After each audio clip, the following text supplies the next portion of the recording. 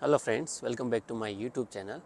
तो जैसे कि आपको पता है, मेरा नाम गजराज है और मैं यूके में एज ए रजिस्टर्ड नर्स काम करता हूँ।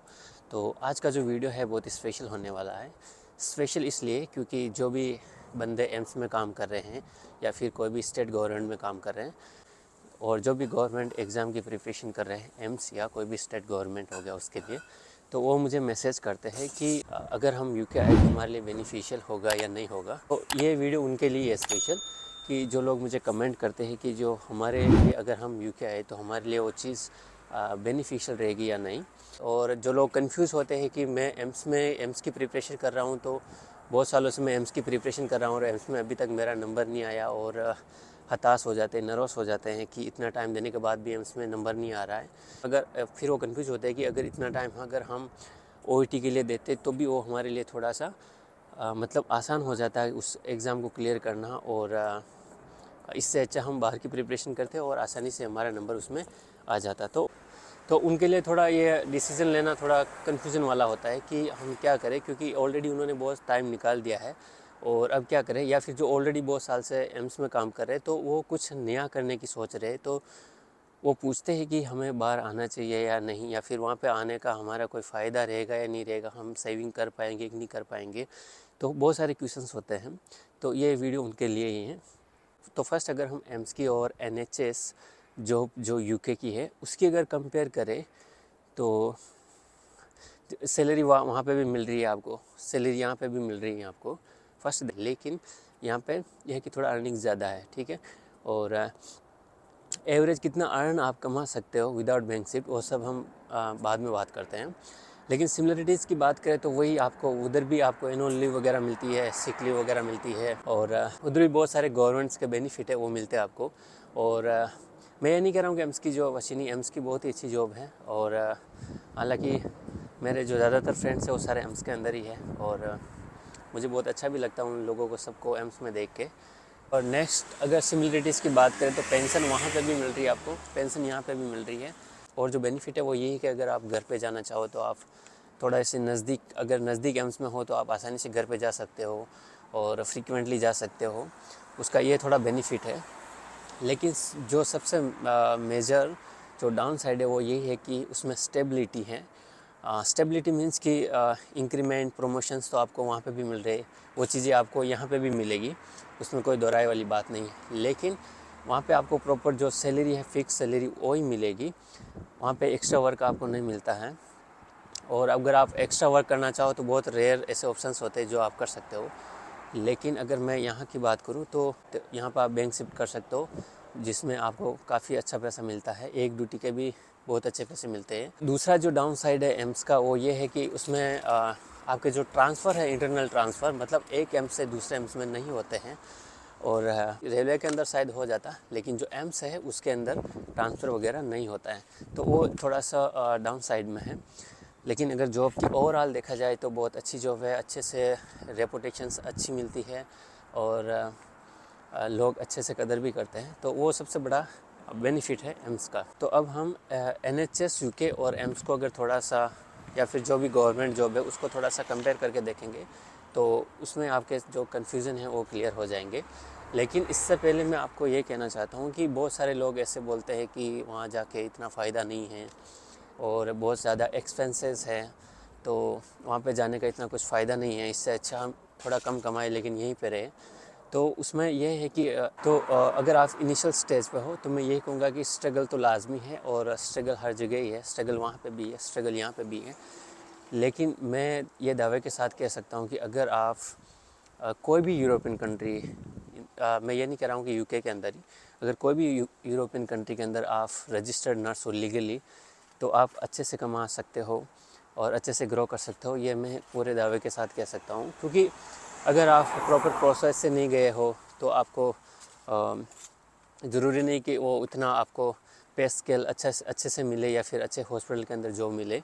तो आप अच्छे से प्रोसेस के अंदर गए हो तो आप अच्छे से कमा सकते हो, उसमें कोई दिक्कत वाली बात नहीं है, आप अच्छे से ग्रो कर सकते हो, सक्सेस हो सकते हो। बहुत सारे जने ये भी बोलते हैं कि ओईटी एम से ईजी है और ईजी वे में क्लियर हो जाता है। लेकिन हाँ, लेकिन एक तरह से देखा जाए तो ईजी तो है, लेकिन मैं ईजी तो नहीं कहूँगा ओईटी को भी, क्योंकि दोनों अपने आप में हार्ड है। और दोनों के लिए मेहनत करनी पड़ती है। और एम्स की देखा जाए तो एम्स थोड़ा ज़्यादा टफ़ है, क्योंकि उसमें 80-20 है, कंपटीशंस बहुत ज़्यादा है, और एवरी ईयर्स बहुत सारी नर्सेज पास आउट होते हैं, तो फिर उसमें कंपटीशंस बहुत ज़्यादा बढ़ रहा है डे बाय डे।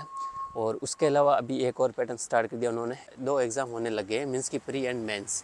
तो अगर आप प्री में भी निकल गए तो मेंस का वापस टेंशन होता है, मेंस के लिए वापस प्रिपरेशन करना पड़ता है। तो बहुत सारी चीज़ें करके एम्स थोड़ा टफ़ है, लेकिन OIT भी इतना इजी तो नहीं है, लेकिन इम्पॉसिबल नहीं है, ये भी क्लियर कर सकते हैं, ऐसी कोई दिक्कत वाली बात नहीं। इसमें जो क्राइटेरिया है, अगर आप और नंबर आ गए तो हम ईजी वे में क्लियर करके फिर जो भी मेन इसका OIT है, और OIT क्लियर करने के बाद आगे सारी चीज़ जो है वो स्मूथली डन हो जाए। तो नेक्स्ट अगर मैं NHS UK की मैं रजिस्टर्ड नर्स के बेनिफिट की बात करूँ, तो इसमें अगर आप NHS में काम कर रहे हो तो बहुत सारे फ़ायदे हैं, जैसे कि आपका जो स्पाउस वीज़ा है वो इजीली लग जाता है, और जो स्पाउस है उसका जो वीज़ा प्रोसेस है वो भी जल्दी हो जाता है, और अपना जो भी वाइफ या हस्बैंड है उसको कोई भी एग्ज़ाम देने की ज़रूरत नहीं होती है, जल्दी जो डिपेंडेंट वीज़ा है वो जल्दी लग जाता है। उसके अलावा कि अगर आप NHS में काम कर रहे हो तो आपको बहुत सारी चीज़ों पे डिस्काउंट भी मिलता है, जैसे कि घर वगैरह हो गया, कार वगैरह हो गया, या फिर इलेक्ट्रॉनिक आइटम्स वगैरह हो गए, तो बहुत सारे शॉप्स वगैरह है, इस पर आपको डिस्काउंट वगैरह मिलता है, तो उसकी भी अच्छा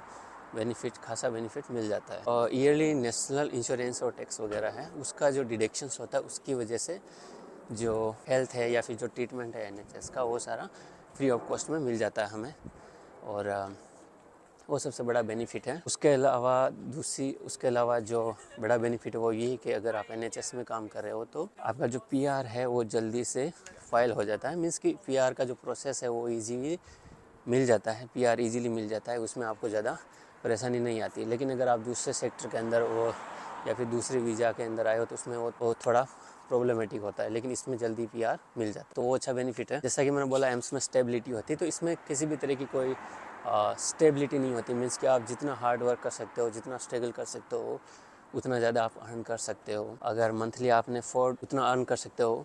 प्रमोशन और इंक्रीमेंट के अलावा भी आप अगर एक्स्ट्रा एफर्ट लगाते हो तो बैंक शिफ्ट वगैरह होती है, उसमें अगर मंथली आपने 4 बैंक शिफ्ट भी कर ली तो वो आप 1 लाख जितना अर्न या फिर उससे ज़्यादा अर्न कर सकते हो। ये डिपेंड करता है कि आपने कौन सी एजेंसी में काम किया या फिर कितने पैसों में काम किया। तो अलग अलग एजेंसी, इंडिविजुअल एजेंसी वो अलग अलग पे करती हैं, तो उसका ये बहुत बड़ा बेनिफिट है। इसमें स्टेबिलिटी नहीं है, आप जितना चाहो उतना ग्रो कर सकते हो। और दूसरा जो सबसे बड़ा बेनिफिट है वो कि कोई भी हॉस्पिटल के अंदर UK के अंदर ट्रांसफ़र ले सकते हो। ऐसा नहीं कि आपने ये हॉस्पिटल चूज़ किया तो आपको इसी में ही काम करना है। इनिशियल जो 2-3 साल का जो कॉन्ट्रैक्ट होता है उसमें उस हॉस्पिटल में काम करना पड़ता है, तो इसमें आपको 2-3 साल का जो कॉन्ट्रैक्ट होता है उसमें आपको काम करना होता है, लेकिन वो कॉन्ट्रैक्ट ख़त्म होने के बाद आप कोई भी हॉस्पिटल के अंदर जा सकते हो।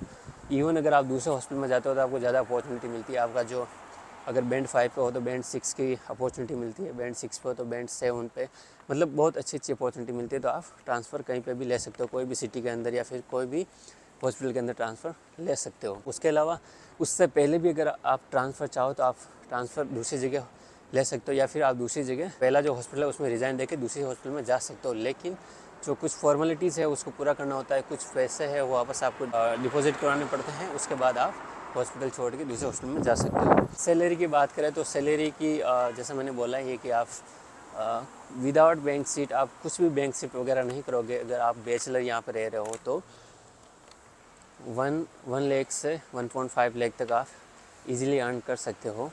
और अगर आप बैचलर रह रहे हो तो है ना, लेकिन अगर आप फैमिली के साथ हो तो 1 लाख तक तो आराम से हो जाएगा आपका, क्योंकि फैमिली अगर साथ में रहेगी तो थोड़ा जो रेंट वगैरह है वो थोड़ा ज़्यादा देना पड़ता है। तो वही चीज़ है कि अगर आप फैमिली के साथ रह रहे हो तो थोड़े एक्सपेंसेस ज़्यादा होते हैं, लेकिन आपका अल्टीमेटली सेविंग मैं यही कहूँगा कि वहाँ से ज़्यादा होगा इधर। और दूसरी चीज़ हमारे पे डिपेंड करती है कि हम कैसे मैनेज कर रहे हैं, हम कितने खर्चे कर रहे हैं, हम कितना आउटिंग्स वगैरह कर रहे हैं, वो सारी चीज़ें तो वो भी मायने रखती हैं कि हम यहाँ पे कैसे अपनी लाइफस्टाइल है वो कैसे अपने जी रहे हैं। तो बहुत सारे फैक्टर्स ऐसे काम करते हैं, लेकिन अल्टीमेटली हम यहाँ पे अच्छे से ग्रो कर सकते हैं। दूसरा, अगर कोई भी कंट्री में जा रहे हो तो उसका बेनिफिट ये है कि आप अच्छे से उसको अलग अलग कंट्रियों को आप एक्सप्लोर कर सकते हो, और अलग अलग कल्चर को, अलग अलग लाइफस्टाइल को, तो बहुत कुछ नया सीखने को भी मिलता है, नया देखने को भी मिलता है। तो फ्रेंड्स, लास्ट में मैं आपको यही कहूँगा कि जो मेरी जो पीस ऑफ एडवाइस है वो यही है कि आप अगर एम्स में कर रहे हो तो बहुत अच्छी बात है, वेल एंड गुड। बट अगर आप स्टेट गवर्नमेंट में कर रहे हो तो भी ठीक है, लेकिन अगर आप प्राइवेट में कर रहे हो तो प्राइवेट में सिर्फ अपनी लाइफ को कॉम्प्रोमाइज़ करना है लाइफ टाइम, क्योंकि वहाँ नहीं तो हम कुछ सेविंग कर पाते हैं। और उसके अलावा मैं गवर्नमेंट के लिए भी ये कहूँगा कि अगर हम गवर्नमेंट में भी कर रहे हैं तो भी बहुत सारी चीज़ें ऐसे हमारे लाइफ के बहुत सारे कमिटमेंट होते हैं, जैसे कि बहुत सारे ऐसे फ्रेंड्स भी हैं जो अपनी कार की ईएमआई दे रहे हैं या फिर अपने घर की ईएमआई दे रहे हैं, इवन वो गवर्नमेंट में है तो भी। तो जो सपने हैं वो यहाँ आके पूरे हो सकते हैं, क्योंकि यहाँ पे अनलिमिटेड पैसा है अगर हम अच्छे से मेहनत करें तो। इनिशियली कुछ साल में स्ट्रगल करना पड़ता है, लेकिन धीरे धीरे एक टाइम ऐसा आता है कि हम अच्छे से हमारी अर्निंग होने लगती है और अच्छे से पैसा सेविंग होने लगता है। तो वही चीज़ है कि गवर्नमेंट में जा रहे हो तो अच्छी बात है, लेकिन अगर आप प्राइवेट में कर रहे हो, प्राइवेट में जा रहे हो तो वही चीज़ है ना कि हमने 5 लाख अपने जो नर्सिंग अपनी ग्रेजुएशन में बिगाड़े, अपना इतना टाइम बिगाड़ा, और प्राइवेट में कितना पैसा मिलता है वो चीज़ हमें ही पता है। और मैंने 4-5 साल निकाले थे प्राइवेट के अंदर, तो मुझे पता है क्या बचाया मैंने और क्या कमाया था। अल्टीमेटली ये कहूँगा कि अच्छे से वाइजली डिसीज़न ले, अच्छे से सोचें। और अगर आप अकेले हैं और ऑलरेडी जॉब कर रहे हैं तो बहुत ही अच्छा है, क्योंकि आपको फैमिली को भी देखना है। अगर आप यहाँ आ जाओगे तो आपके पीछे जो पेरेंट्स वगैरह है उनकी भी देखभाल करनी है, तो आप अच्छे से जो भी डिसीज़न लो अच्छे से सोच समझ के लो। लेकिन यहाँ पे आने के फ़ायदे ही हैं, नुकसान नहीं है। बहुत सारे लोग रिग्रेट करते हैं, लेकिन वो इनिशियली कुछ महीनों तक रहता है, और लेकिन अल्टीमेटली वो अच्छे से उनको फ़ायदा ही होता है। तो लास्ट में मैं यही कहूँगा कि अगर मैंने भी अगर 5 साल प्राइवेट में नहीं बिगाड़े होते और मैं भी यहाँ पे आ जाता 5 साल पहले, तो आज अभी का जो टाइम है वो कुछ अलग होता। खैर उसका अभी भी कोई दुख नहीं है, क्योंकि बोलते हैं ना कि जब जागे तब सवेरा। तो वही चीज़ है कि अभी भी अगर सब अच्छे से चलता रहा तो अभी भी बहुत टाइम पड़ा है, लेंगे। ओके फ्रेंड्स, उम्मीद है वीडियो थोड़ा अच्छा लगा होगा, और अच्छा लगा तो लाइक एंड सब्सक्राइब ज़रूर करें। Thank you for watching, thank you इतना टाइम देने के लिए। Take care.